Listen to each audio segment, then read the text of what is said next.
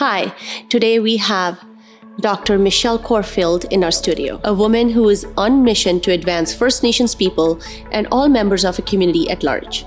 A businesswoman, a mother of two, and an ambassador for our beautiful province, British Columbia.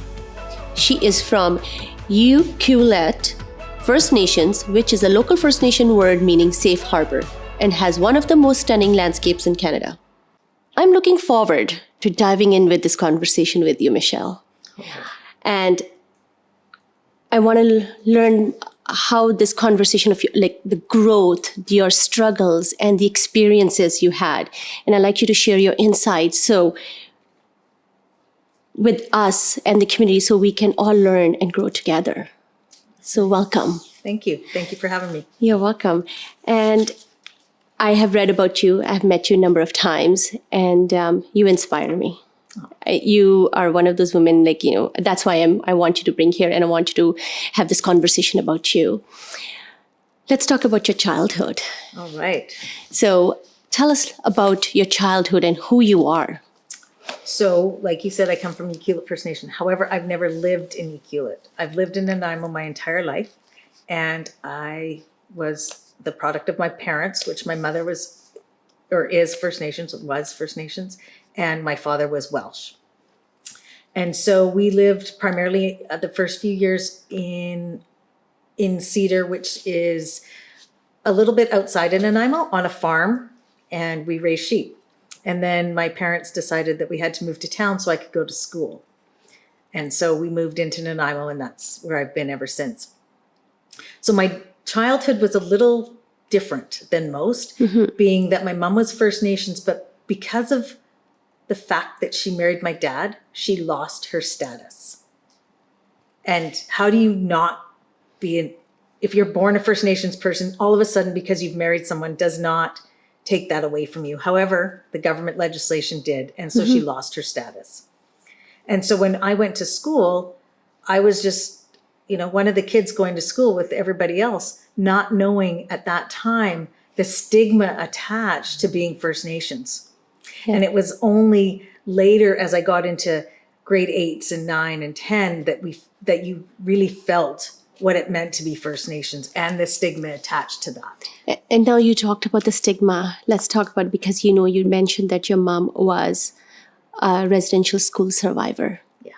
And I do want you to share that. And the reason why I want you to share, because there are a lot of people who are watching today, and as Canada is a land of immigrants, and we come to this country from different parts of the world. And I find a lot of people do not know what residential schools were. They don't understand what the First Nations, who are First Nations. So I want you to educate them while you're having this conversation, because it's so important. So for the most part, Canada was founded on the doctrine of discovery.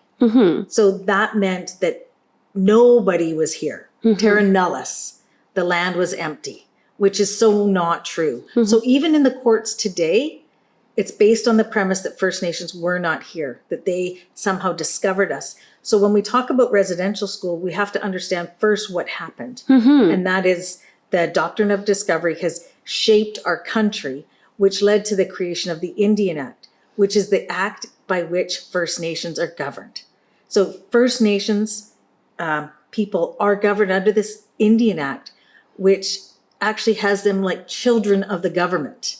So that's how all of those pieces of legislation impacted First Nations right to residential school. So it was legislated that children, because the government wanted to assimilate First Nations, had to go to residential schools. So by the age of 6, children were taken to residential schools, and if their parents did not send them to residential school, their parents were put in jail.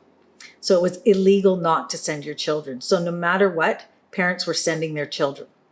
So what is residential schools? So residential school is generally a school back then that was run by the church, and they were places where all First Nation children went from ages 6 to up until grade 8, or no, it must have been grade 12, till they're about 18. And it never happened normally in their home, and girls and boys were segregated, and you were also taken away by whatever means, right? If they came by boat and they took you to a school that was quite a ways away from your normal where you grew up in your community at that time. And you were not with your parents. You were separated. You were not with your brothers or sisters necessarily. Yeah. They would have been in different rooms or other parts of the school. Yes. I mean, myself born in India, and I came here to Canada at a teenager, and I only did grade 12 here, and I never got an opportunity to learn about First Nation, but that was something that kept on coming up. I heard about the First Nation news, or I will listen in the newspaper, or read in the newspaper, or read in the news, and I always wonder what was that. So I had to educate myself, and when I went to university and I took First Nation courses, and honestly, I was just so touched and inspired that it's a history. That's a history of Canada that has never been highlighted right in the beginning. So that's where I am so honored to have you here, because it's so important. The history of Canada actually starts from Indigenous or First Nation people, right? And now when we talked about your mom being in a residential school survivor, how did that affect your life? So you have to realize, if you can imagine your own children being taken away from you from 6. So her parents in that community would never have seen a child past the age of 6 years old. So you're in communities that have no children, right? There's no middle-aged children, there's older children. So there's a lot of things were not being transferred. That's the number one. So from my mother's perspective, she was raised without a family. So she did not have, when you hurt yourself, somebody to come hug you. She spoke our language at that time when she went to school. That was taken away from her. They were not allowed to speak their own language. So they were disconnected from their language, which meant when they did go home at summer, they were disconnected from their parents because they no longer spoke the same language. So you have, kids coming home speaking English, and their parents still speaking in their mother tongue, Nuchalna, for my family. And so the disconnect there transferred onto the disconnect to me, right? So my mom didn't necessarily hug me or hold me or say, I love you. To say I love you was a really big deal, and it very, very seldom was heard. And many people of my generation have the same aspects, right? Like, you weren't hugged, you weren't told you were loved. School wasn't necessarily something you had to do because they'd been forced to school, so they weren't going to force you to go to school. So there were some different things that transpired. And because of her experience in residential school, she had a broken spirit at times. And yeah. And now that you being a First Nations girl and you were going to public school, you got to make me cry. Yeah. It's I know what it is not to have love, because I know it was different. Your parent, coming from First Nation, your parents do not know how to give love because that was kind of taken away from them, not shown. They have never been hugged in love, so they do not even know what that means. Me being orphaned at a very young age, so I wouldn't even know what it is to have that hug and a love from a parent. It was naturally taken away from me. Yes. So I understand that part. I guess it connect to that, how important parents are, their importance of them being in the children's life. Yes. Right? Like they're disciplinary authority, but to be there every day, coming home to this place that's called home where you can be yourself. There's no discipline how it's in school. It is different. It's healthy for the children. And I can see that and that probably you had experience, I don't know, like how you went to public school as being a First Nation and you saw these other students who had this connection with their parents. Yeah, it was a little different. Like, you went to people's homes for dinner, right? And their interaction at their dinner table was much different than the interaction at my dinner table. However, my dad was always very good about how he showed his love and affection, and my father's parents as well. But on my mom's side, it was completely different. So the best thing I can say is my mom didn't keep me from my cultural tradition. She actually encouraged us to go back to Ukiulet. We actually participated in a lot of things. So the transfer of knowledge happened not necessarily because she did it. She allowed us to have experiences that enabled us to have that. So it was through those experiences that we were able, and I'm able to pass on my own culture and tradition to my kids. Yes, because it doesn't matter which part of the world you live, is so important to know your roots. It doesn't matter what country or what culture you are in. It goes with anybody around the world. Like me being from background from India, I'm a Sikh. Even I live in Canada, you and my children, they need to know the roots where you come from, because that's who you are today. So that fact that even your mom still wanted you to know the roots, there was something inside of her that she's still connected Yes. with her own roots. Yes. Oh, absolutely. Right? So that is and that's very powerful. That's such a powerful moment right there that your mom, it made you experience. Right? Yeah. Oh, and I thank her for that every day. Because you can imagine you're growing up in an urban center, not connected to your culture, and then you go back to the reserve, right? So you go home to Ucluelet Reserve, and that life is very much different than the life that you're living in town, in a neighborhood with stores. And so, you're going, when I went back, there was still outhouses. You still shared your bath with 6 other people, and you were either lucky to be at the front end or you were unlucky to be at the back end, and you're bathing in dirty water. But that was the reality. There was no running water. You were going out to an outhouse. If I said that to my children now, they would be looking at me going, are you crazy? So those experiences enabled me to appreciate the life that my people, the other members of Ucluelet have lived. And I think that's what has driven me to be such an advocate for our people, to know where they've come from and the sacrifices that they've had to make in order to get where they are today has driven me and given me purpose to ensure that we keep our culture intact at any way, shape, or form that we can. Now, when you went to school, like you said, it was not very much enforced to go to school, but you are the only one, first child who ever actually graduated. Yeah. So tell us, like, how did that feel, and what motivated you to finish that? It was like I'd never been given the opportunity not to finish school. So that in and of itself, from my dad's parents and my Nana, she always said I was going to university. And at that time, we had no university in Nanaimo. We had a college, but I would never have thought anything about going to university. But she had gone to university as an American woman, like in the early 1900s. She went to the University of Washington. So she would talk about those times when I was younger, and I spent a lot of time at the farm with her.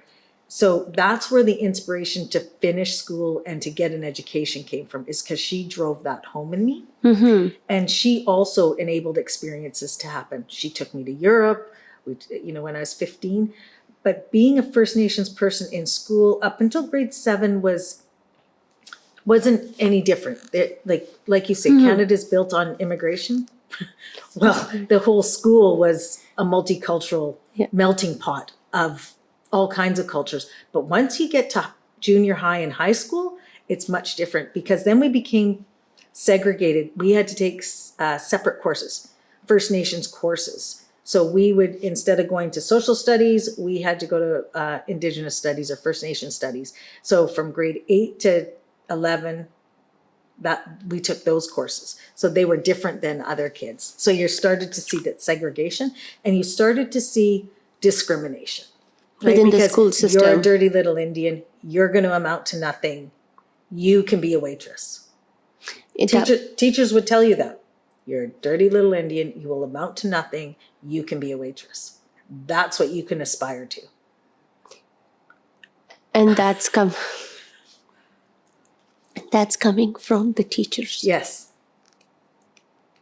So imagine going to school and being told, you're just going to be a waitress. Don't think that you need to be anything else.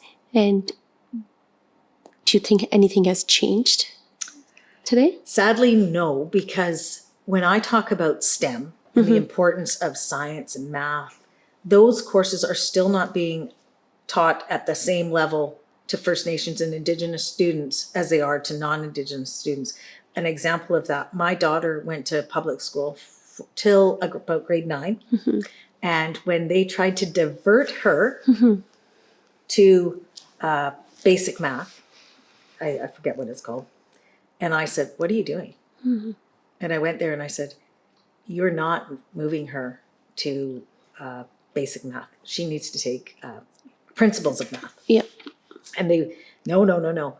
Schools get more money the more disadvantaged the person is. So First Nations people, they automatically get more money. And if they're special needs or have extra needs, they get more money for that. So diversion happens a lot because then the school and the school district get more money. So I actually took her out of school and I sent her to a private school. So that's, they are not looking after the kids' education. They are looking at the benefit of what the school, the funding were coming to school because of that. And then the child gets labeled and how they get affected by it, not knowingly the school. No, school is not paying attention to that part. Yeah. Well, thank you, because this is such it's a whole different topic we can have conversation on. That just reinforces the systemic racism. Systemic racism, that's so true. When you start working, and when did you start working? I know you started working very young, and 11. then 11, and you owned so many. Now you had so many businesses. Yes. So how did that? When you were 11, what was the experience? Like, you just started working 11, or you were? I started. Well, actually, I started before that. I think I was probably 8 or 9, and I got my first paper route. Okay. And so I would deliver papers to get extra money. Right. I didn't come from a rich family, and so having spending money and knowing about spending money, right? Everybody wants to have a chocolate bar or a bag of chips. So I knew I could deliver papers to get money. Yeah. And so that was my first job, and I did that for quite a while. And then I moved on to babysitting. And then from there I started working, making hamburgers in a restaurant. That was my job. Yeah. Make the hamburgers. And now that I just, something that I want to go back into, because you said your Nana was your influence when it came to influence on your education. And I think that's coming from a woman, and that in the early 80s or 70s, right? Or 60s, 80s. Well, no, so, yeah. So, yeah. And even your mom's status was taken away because of not marrying the First Nation. But we always look at it, what went bad with everything, right? We can sit down and look at the wrong things that happened. But sometimes we don't focus on the good things that come out of that too. That because of your mom, yes, she lost the Indian status. That is something not right that was taken away. That's a totally different argument we can have. But then the fact that how you got the influence from somebody else to educate yourself, because not every person have that, especially in the First Nations. The young students, young girls don't have that opportunity, or don't have a person of influence around them, because that's when the life changes. You have to have a guidance, right? And you were fortunate to have that. Oh, absolutely. Every child needs a champion. Yes. And when they don't have a champion, they don't have a direction. And now you're the champion. You are the guidance for so many young girls out there who are looking for direction. And this is why I always connect with you, because you inspire. You just inspire so many women out there for all the hard times, and you've seen, and with your, overcoming the adversity and everything, and where you are today. So what inspired you to become from Michelle Corfield to Dr. Michelle Corfield? So again, I graduated school. That was a big accomplishment, right? The first person in my immediate family to do so. Even my father hadn't graduated. My dad had grade 8. Oh. My mom, I think, got to grade 11 before she ran away from residential school. And so when I did that, I knew I was going to college. So I did 2 years of college. And at that time, the Malaspina didn't go to university. So I knew then that I needed to do something else. And I because I wasn't getting my degree there. Because they didn't have courses for past third year. So I took a bit of a break and did a few other things whilst Malaspina grew and changed and became a university. And then after it became a university, I went back and finished my degree. And one of my teachers, Dr. Richard Atleo, said, nobody will listen to you unless you have a doctor in front of your name. Your opinion means nothing unless you have a doctor in front of your name. And if you want to make change, and if you want to be an advocate, and if you want to do anything, you need to get a doctorate. And I was like barely making it through some of these courses that I was taking. And I thought, okay. So then once I had finished my bachelor's degree, I went and got a master's right away. And then from that master's, I went in and got a doctorate degree. And I didn't get into every university that I applied to. It was a challenge at some levels to find the path that I needed to go that felt good to me and where I felt accepted, because as an Aboriginal person, you weren't always accepted. So that acceptance was really important. Sorry, I'm just kind of taking in the experiences from your teacher at your high school. I know, but it's just, it does happen. I just wanted to share that experience now, that going back into it to when we were orphaned and me and my sisters were living alone, and my youngest sister was in high school, and my middle sister went to her parent-teacher meeting, and I was at work. Just asking that, my sister, she was only in grade 9, I think, and she needs help in socials. And, this is what we don't have parents. We like you if you can give help. And, that teacher, now it is actually the whole thing works. See how the teacher approaches the student. And the teacher recommended my sister that if you can't take care of your sister, you should just put in foster care. Right? Those words to this day, like, how could a teacher give that response? When you look at the teachers, that they're teachers, they should be there to encourage a student. They are, you at home is your parents, at school is your teachers. They should be uplifting the kids. They should be motivating the students because they look up to the teachers. Yeah. Right? They look up that they teaching us something that they know more than us, and you're just shattering the confidence. So for most children, their teachers are the role models. Yes, they are. Yeah. And that's the only role model that they have. And especially in remote and rural reserves, those teachers are very, very important because they do provide that role modeling. Right? And most kids will tell you they want to be a teacher because that was what they were exposed to. Yes. So it happens. It's sad that it happened to you, but it happens. It happens. It is so true because, it doesn't matter which, and I like growing up in India also, we were looking at teachers. I went to schools where, teachers were strict because of, if you think about Indian history too, it was colonized. So we had a lot of European influence, and the teaching was European that way too. So when it comes to residential schools, yes, we were not separated from our parents, but the way of teaching was very much strict. That I am hoping, I've been not there for over 30 years now. I'm hoping the way of teachings have changed when it comes to how to treat a student, because they will do that to you and there too. They will tell you you're not good enough. Yeah. If you don't do the homework, they will smack you if you don't listen, right? So I'm hoping these have changed to where you could be a more counselor to a child than a teacher, where you become a disciplinary act person. I would hope. So. And now we have children that are at home trying to do school in homes that probably aren't conducive for kids to learn. And they probably they don't have the support system around them. So we have in British Columbia and in Canada right now some very vulnerable students that I think our mental health situations are just rising. And I think back to those things, like, where's that positive role model? How is engaging in the computer helping that child advance their hopes and dreams. Yeah, so I guess they were there. That's where the teachers have to be more creative, right? And connect with the students, and how at home they have no role model at home, and how they're connecting. So I would like to talk more on that, because you are so much into that work that I would love to hear. And what are your views on that, and how it can be changed? Like, if I want to ask you, what is something we can do differently to make that change? It's going to be a long time, right? Nothing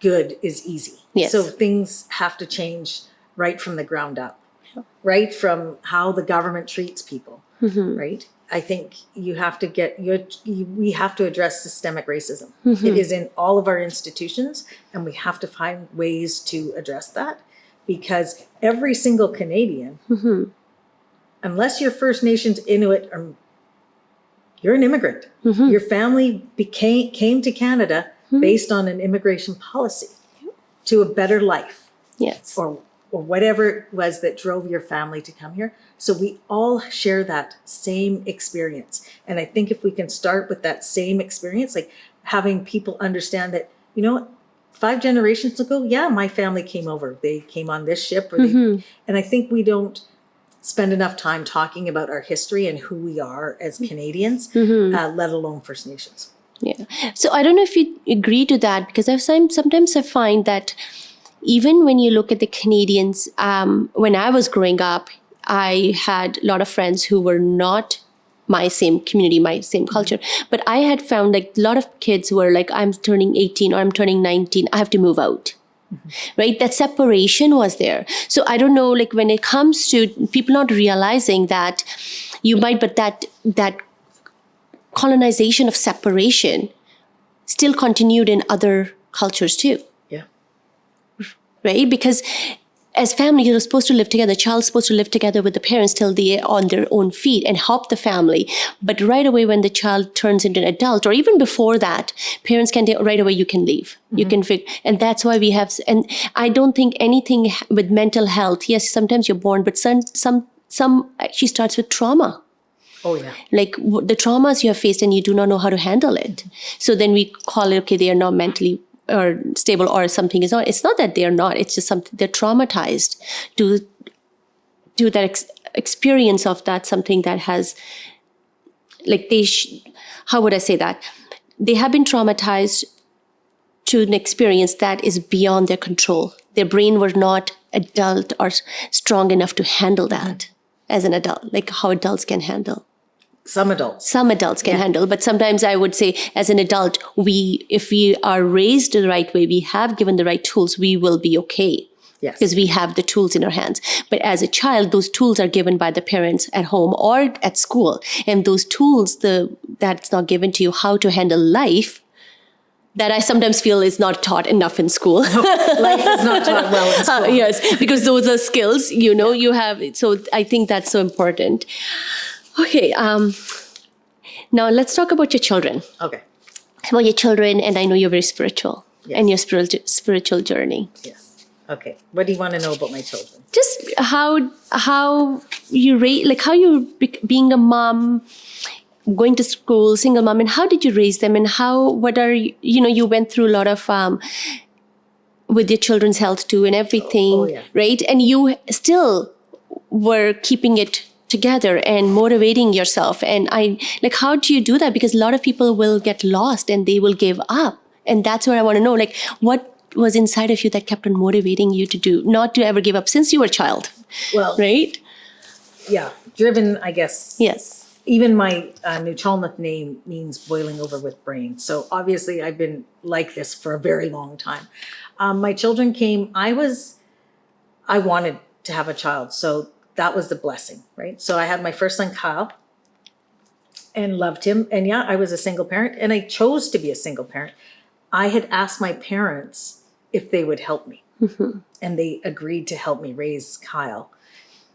So that was the foundation, right? Is my parents supported me to help me raise my son so I could pursue my dreams. So that was the first piece. my mom looked after Kyle when he was little so I could work. And then I had another son, Ryan, who unfortunately passed away at a month. And that took me on a different journey.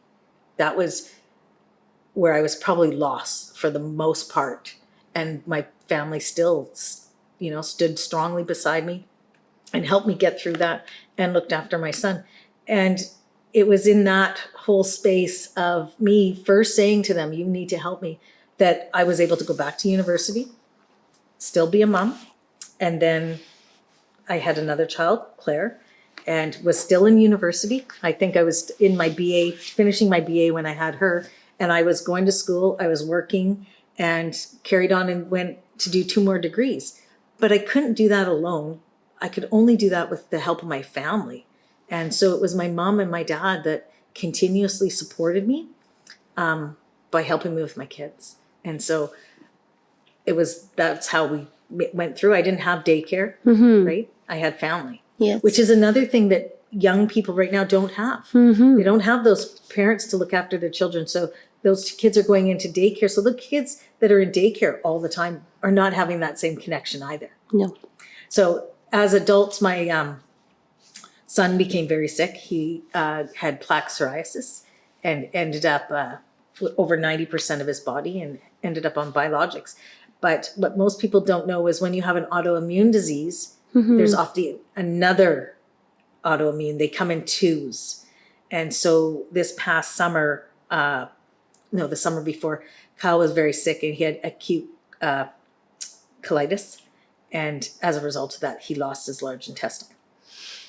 And we almost lost him. So it was a very trying year in the fact that we had to really pull together to get him through. And I will say this much. When he came out of all that, he said, I could feel you praying. I could feel everybody praying for me. So that has always resonated me. So when I talk about being spiritual, I have a great sense of faith in my culture and my belief system. And I believe that has transferred onto my children. And then my daughter suffers from epilepsy. So yet another challenging, very challenging condition to continue to function right at a high level. And so she's in her 3rd year of university and doing very well. And Kyle, fortunately, is going to go, I think, November 2nd for his consultation to have his ileostomy reversed. Wow. So the power of prayer. Power of prayer. Well, we'll be praying and we know it'll be all perfectly fine. Yeah. Yes. Yes. You are such a strong woman. I have to just say that again. Because you just you just talking, I'm just kind of listening to your story from your childhood and you're saying, what you went through. And of course, I have to acknowledge that you actually thanked your parents for being there, because a lot of the today's generation or they have everything, but they never realize the help they have from parents. They just take that as a granted that, oh, that's how it's supposed to be.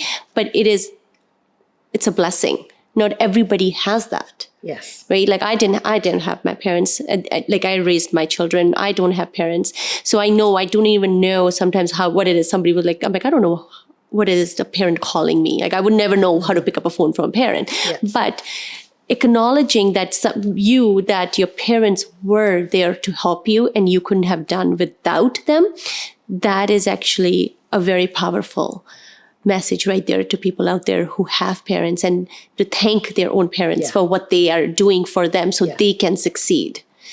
Right? So thank you for sharing that part. Yeah. My next question, for those who are new to Canada, and I would say in the States, USA too, how do you explain the difference between the terms, and tell me which one is politically correct, the First Nations, the Indigenous people, or the Aboriginal? Because they all three, and because the reason is when you are a person out of the country and you moved here, and there we welcome so many people. Canada welcomes them. When they hear these words, how do they differentiate and what they're supposed to use? Well, in all honesty, I don't know which one's politically correct at times. So for me, because in 1985, I gained my status. My mom regained her status. So we became status Indians under the Indian Act. Yeah. Well, the Indian Act says we're Indians. We're not First Nation, we're not Aboriginal, and we're not Indigenous. We're Indians under the Indian Act. So, which is the politically correct term? I don't know. You use Indigenous people generally refers to First Nations, Inuit, and Métis. And so when you're talking about that group of people, that's the proper terminology. When you're talking about First Nations, which means one of the 633 Indian Act bands, that's the correct term, First Nations. And then Aboriginal, I don't even know where that one came from, but that was in fashion from in the 2000s. And I don't know if it is anymore. I don't think so. Okay. Because I think you can scratch that off. Oh, is that okay?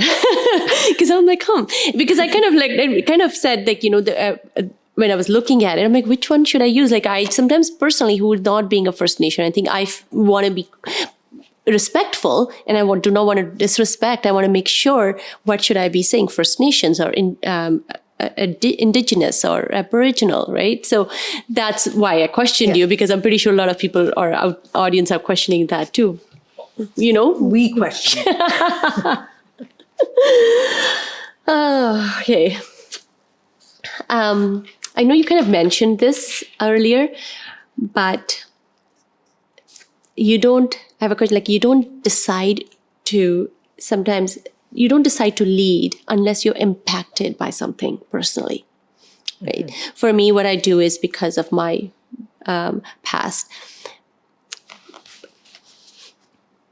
What is it in that for you and your community that leads you to speak on this public stage? I think it always goes back to what that teacher said, that you will amount to nothing. Right? Challenged. So challenged from a very young age to do something. And then growing up, seeing what happened to my mom, going back to the community and seeing how the community was living, and then going back into, an urban center, always going what really happened. And as, of course, I had to take those courses on, my school was go to learn to First Nation studies. And so I could see the disconnect there. Yeah. And then as I grew older, realized that there was a larger disconnect and there was a big void that needed to be filled. And I think that's kind of what drove me to be there, is to say, how can you go from being not recognized, not equal to your first cousin? Remember, so I'm not, for the most part of my young life, an Indian, but everybody else in my family is. So there was that absolute disconnect there. Like, how could that be, right? Like, how come you're not the same as me? And so I think that was the driving force, is seeing that shift and change, right? And then when I seen that woman, the Corbière decision come through, and then we regained status, and then we were looked at, oh, now you're an Indian, but you're still not accepted in your community, right? There's still prejudice within communities for those that came first or became status later, and those that live off reserve are even more discriminated against. So the internal racism that happens within community is another driving force behind why I stand up and I speak, because at no time in my life am I going to allow someone else to tell my story. I'm going to tell my story, and I'm going to tell it the way I want to tell it, because my story is much different than somebody that grew up in community that didn't have to go through all of this different prejudice and different races and all of the different legislative pieces that have impacted my life directly. I think that's it. That's it. It starts from that school teacher. Yep. That's right. And then a lot of other pieces. Well, thank you. But I am proud that you're here and you're doing this because you inspire me all the time. But another one was, when you were on this, did you find that it was a little bit harder for you to stand up and do things as a woman? Oh, absolutely. As a woman. So as a woman, in mainstream society, there's Yeah. struggles. Yeah. Imagine being an Aboriginal woman who is governed under this piece of legislation that's patriarchal. It's all based on men. Everything is based on male dominance in the Indian Act. And women are seen as less than. And which is completely contrary to how our community is. It's the woman that would stay behind and take care of community and the men that would go away. So it was the women that carried the knowledge, and yet they were so disrespected and so unappreciated, these knowledge holders. And when the men were put up in all these leadership positions, talking about stuff that they had no idea what they're talking about. You know, if you're not a part of the day-to-day understandings and that passing on of tradition, it's harder to accept. So as an Aboriginal woman, it's always been difficult. I was the first elected vice president of the National Tribal Council. I was a woman. I have broken more glass ceilings than I can imagine and that I can even recall. But fighting for place and space as a educated, smart Aboriginal woman, Indigenous woman, First Nations woman has been difficult. It's not easy. Nothing has been, here you go, because everything I've had to fight for. And I think that you took them off guard when you said, I'm very educated too. Yeah. Oh, yeah. Because that's your power right there. You are a doctor, right? So you had, and that teacher who told you, like, and that's an inspirational teacher. You have to have a doctor if you have to have a doctor to make the change. And Yeah. that worked that way because you like, no, because that was, education is power. Yes. Right? As much we don't realize, but education, that's why it's education. You can change the history. You can change the world just to the power of education. Yes. That's all. It's such a powerful tool. As much we see schooling is, education is not important. It is the most important thing. The way you knowledge can, is knowledge is power, and education's power, where you can, if you want to make a difference, it has to be done through education. And you're doing amazing on that. So going to present now. Tell me more now. You're at the SFU. Yeah. You are one of the person who helped co-develop the program there. Yeah. Talk about it. Let me know about what you did there. So when I was the vice president of the tribal council, I could see, because I did a lot of other things as well. I have a master's in conflict analysis and management. And because of that, I have been engaged in lots of conversations with lots of different communities. And what I did notice is that there were no First Nations people working in band offices as leaders, as the CEO or the executive director or director of operations. And there was a huge gap in where our people even sat within our own local organizations, in our own communities. So I have a friend, and Mark Selman, and him, and I kept saying, we need to do something different. I need to be able to fill this gap. This is a huge gap, and people are afraid. Our people did not naturally gravitate to math because nobody was actually pushing math or, saying take STEM. So one of the things I said is, we need to be able to put people in these positions. They need to be CFOs. They need to be executive directors. And the only way to do that is through education. And so I said, we need to develop something that will enable them to go home and have those jobs, or be in our organizations and have those jobs. And so Mark and I developed an MBA program, an Indigenous business and leadership program, that encompassed all of the policies and procedures and governance aspects that you need to know to be able to govern a nation, as well as all of the fundamentals of having a master's of business administration. So that's what we did, and we're 5 or 6 years cohorts into it. We have over 100 graduates. I believe I've contributed to developing the capacity of Indigenous people, especially women, in this area, and it's a game changer. I now am working on another program. I have a passion for the ocean and water, and so there's another gap that I'm trying to fill, and I designed a program called the Marine Environmental Response Program. to talk about how to take care of our oceans in front of our reserves, right? How to environmentally protect that. So I'm waiting for that one to come across. And I'm also working with SFU on one more, and that's to help non-Aboriginal people understand how to work in a partnership with Aboriginal people. And so hopefully in 2021, that certificate program will be available through SFU Beedie School of Business. Well, I have to look into that. But because this is you're right, that is actually very important, because how to work together, it is so important. And being I'm going to be honest from my personal experience, sometimes understanding, and I took First Nation courses at university and I did, learned a little bit into depth of the Indigenous studies. Sometimes I fear, if I am saying something I do not want the other person to be defendant or feel, because I do acknowledge what they went through that was so wrong. But it is how can we help? How can we change? Because we are and our children are the next generation who can make that change. You started it. Your parents went through, your mom went through. You are that first generation who started the change. Now you have the children and our children, how we can actually change and kind of get rid of that gap that is there. It's not easy. It's not going to be easy, no.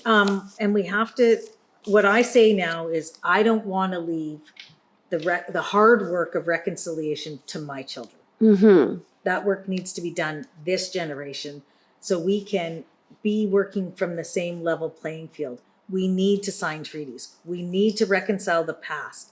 And in order to do that, so we give that future to our children so that they're not still carrying that burden of over 100 years of trying to get to a land claim. Yes. So that, I think, is what we need to do.